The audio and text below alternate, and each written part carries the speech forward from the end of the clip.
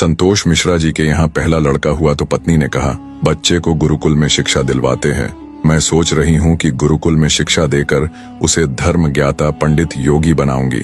संतोष जी ने पत्नी से कहा, पंडित्य पूर्ण योगी बनाकर इसे भूखा मारना है क्या? मैं इसे बड़ा अफसर बनाऊंगा ताकि दुनिया में एक कामयाबी वाला इंसान बने। संतोष जी सरकारी बैंक में मैनेजर के पद पर थे। पत्नी धार्मिक थी और इच्छा थी कि बेटा पांडित्य पूर्ण योगी बने, लेकिन संतोष जी नहीं माने। दूसरा लड़का हुआ तो फिर पत्नी ने जिद की। संतोष जी इस बार भी न माने।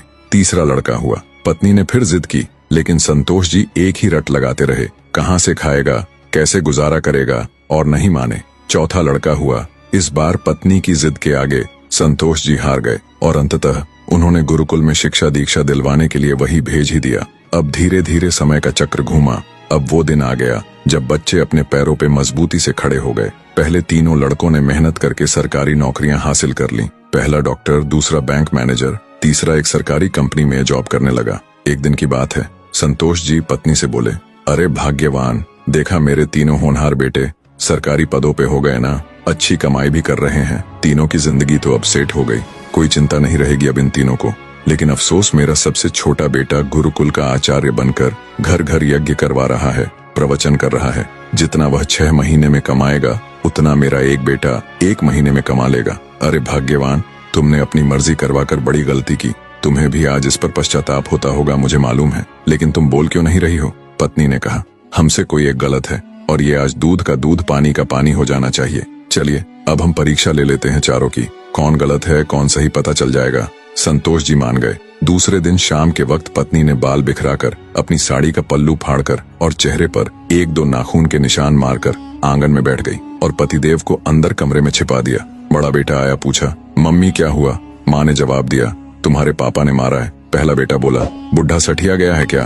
कहाँ है, बुलाओ तो जरा। माँ ने कहा, नहीं है, बाहर गए हैं, आए तो मुझे बुला लेना, मैं कमरे में हूँ, मेरा खाना निकाल दो, मुझे भूख लगी है। ये कहकर कमरे में चला गया। दूसरा बेटा आया और पूछा तो माँ ने वही जवाब दिया। दूसरा बेटा बोला, क्या पगला गए हैं इस बुढ़ापे में? उनसे कहना चुपचाप अपनी बची खुची जिंदगी गुजार ले, आए तो मुझे बुला लेना और मैं खाना खाकर आया हूँ, सोना है मुझे, अगर आए तो मुझे अभी मत जगाना, सुबह खबर लेता हूँ उनकी। ये कहकर वो भी अपने कमरे में चला गया। तीसरा बेटा आया, उसने भी पूछा तो आगा बबूला हो गया। इस बुढ़ापे में अपनी औलादों के हाथ से मार खाने वाले काम कर रहे हैं, उन्होंने तो मर्यादा की सारी हदें पार कर दी। यह कहकर वह भी अपने कमरे में चला गया। संतोष जी अंदर बैठे बैठे सारी बातें सुन रहे थे।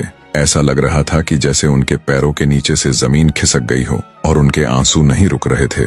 किस तरह इन बच्चों के लिए दिन रात मेहनत करके पाला पोसा, उनको बड़ा आदमी बनाया, जिनकी तमाम गलतियों को मैंने नजरअंदाज करके आगे बढ़ाया, और ये ऐसा बर्ताव अब तो बर्दाश्त ही नहीं हो रहा।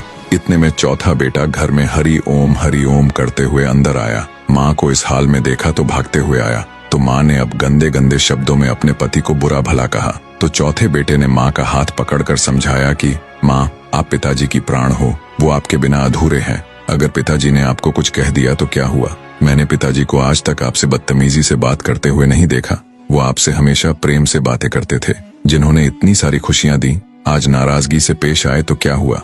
हो सकता है आज उनको किसी बात को लेकर चिंता रही हो ना हो माँ, आपसे कहीं गलती जरूर हुई होगी। अरे माँ, पिताजी आपका कितना ख्याल रखते हैं, याद है ना आपको? 6 साल पहले जब आपका स्वास्थ्य ठीक नहीं था तो पिताजी ने कितने दिनों तक आपकी सेवा की थी। वही भोजन बनाते थे, घर का सारा काम करते थे, कपड़े धोते थे।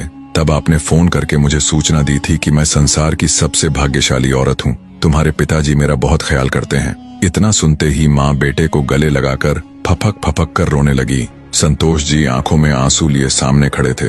अब बताइए क्या कहेंगे आप मेरे फैसले पर? पत्नी ने संतोष जी से पूछा। संतोष जी ने तुरंत अपने बेटे को गले लगा लिया।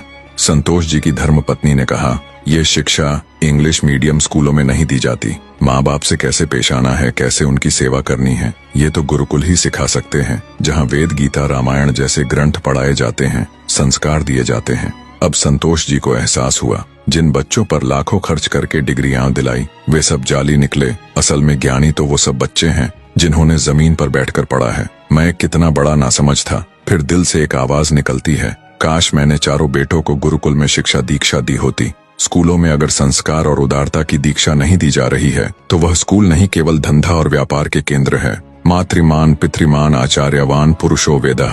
वीडियो आपको पसंद आया हो तो प्लीज वीडियो को एक लाइक करके चैनल को सब्सक्राइब करना ना भूले। धन्यवाद।